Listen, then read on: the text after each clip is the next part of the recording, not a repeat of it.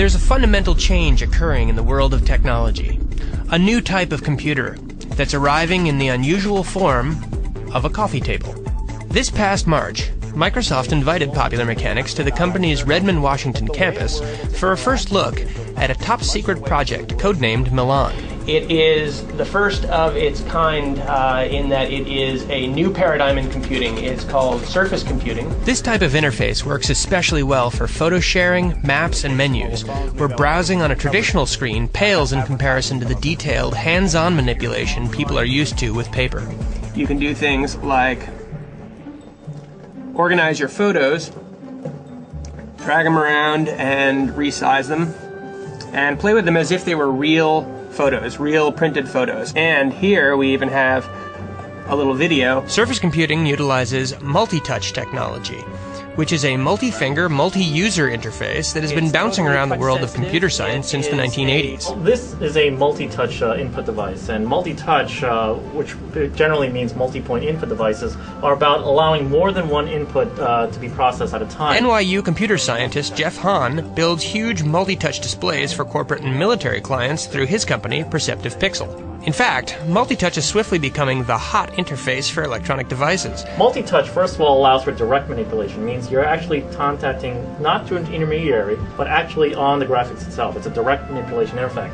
Two, it means that I can do more than one point at a time. I can actually use two or three, which means I can manipulate more things at a time. With a mouse, you can only manipulate one or two things at a time. But where Microsoft's Surface computer truly gets mind-blowing is how it interacts with other devices.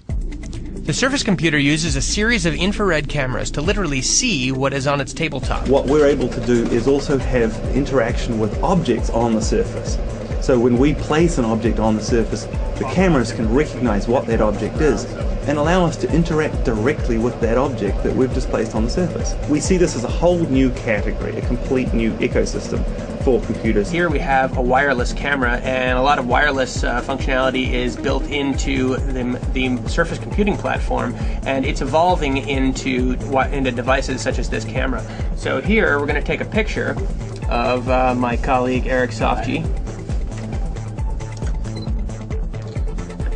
and we can then just put the camera right on the device and use that picture, which is, I think, enormously flattering of our friend Eric Sofji. Great angle. And really blow it up for maximum embarrassment. We have a cell phone, and all the wireless linking is going on behind the scenes in the table. So you can take your photo and then just instantly put it on your wireless device and then take it with you. Now you've basically taken two devices, and without having to plug them into a computer or sync them up, you've transferred content from one to the other. Although Surface computing may eventually find a place in the home, Microsoft initially plans to sell the devices to commercial partners such as T-Mobile, Harrah's Casinos, and Starwood Hotels. The $5,000 to $10,000 machines will start showing up in local retail stores as early as the end of 2007.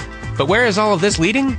Computer scientists see a near future of ubiquitous computing, where people are surrounded by intelligent surfaces. Maybe the surface of your kitchen table, or it can be in front of your television, and it can help you to control your television kind of as the ultimate unlosable remote control.